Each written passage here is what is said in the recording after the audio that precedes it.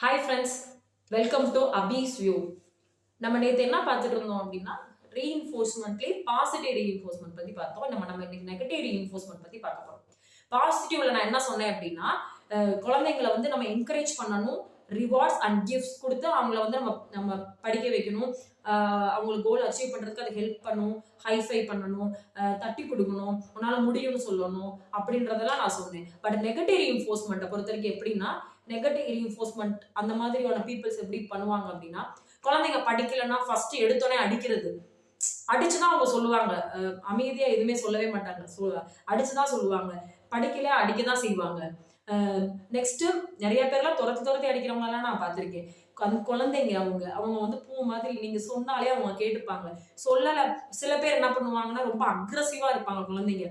நம்ம எது சொன்னாலும் நோட்டை தூக்கி போட்டு எறிவாங்க, நம்ம சொல்றதை எதிர்த்து பேசுவாங்க. அந்த மாதிரிலாம் நம்ம கொஞ்சம் வாய்ஸை ரைஸ் பண்ணலாம்.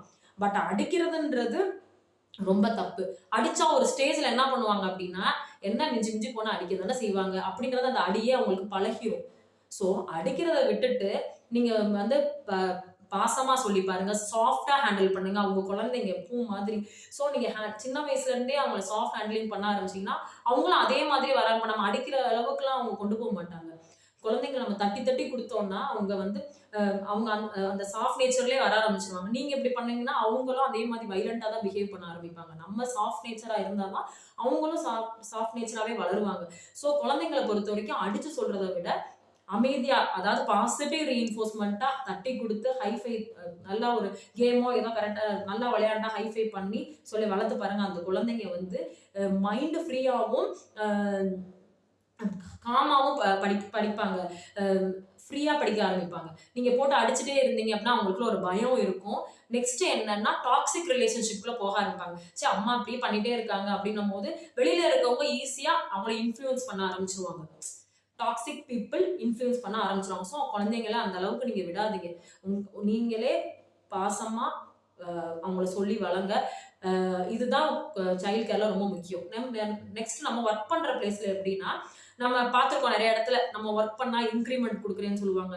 சில இடத்துல இந்த நெகட்டிவ் ரீஇன்ஃபோர்ஸ்மெண்ட் இருக்கிற இடத்துல என்ன சொல்லுவாங்க அப்படின்னா இதுதான் உங்களுக்கு சேலரி, இதோட நீங்க ஒர்க் பண்ணதான் பண்ணுங்க அப்படின்ற சொல்லுவாங்க. ஆனா நீங்க நல்லா பாருங்களேன், இன்க்ரிமெண்ட் கொடுக்குற இடத்துல அவங்க வந்து நல்லா ஆர்வமா ஒர்க் பண்ணுவாங்க. சேலரி இவ்வளவுதான் கட்டன் ரேட் பேசுற இடத்துல ஒரு இன்ட்ரெஸ்டே இல்லாம தான் ஒர்க் பண்ணுவாங்க. ஸோ நிறைய இடத்துல நான் பார்த்திருக்கேன். அவங்க வந்து இந்த மாதிரி இன்க்ரிமெண்ட் கொடுக்குறோம் அப்படின்னு சொல்ற இடத்துல எல்லாம் நல்லா அவங்க ஒரு ஆர்வமா எடுத்து ஒர்க் பண்ணுவாங்க. நீங்க ஒன்றும் இல்லை, நம்ம ஒரு ஜவுளி கடைக்கு போறோம், அவங்க தள்ளுபடின்னு போட்டா நம்ம போறோம்ல, இதை ஒரு 200 ரூபாய்க்கு வாங்குற இடத்துல 400 ரூபாய் கொடுத்து நம்ம வாங்குவோமா?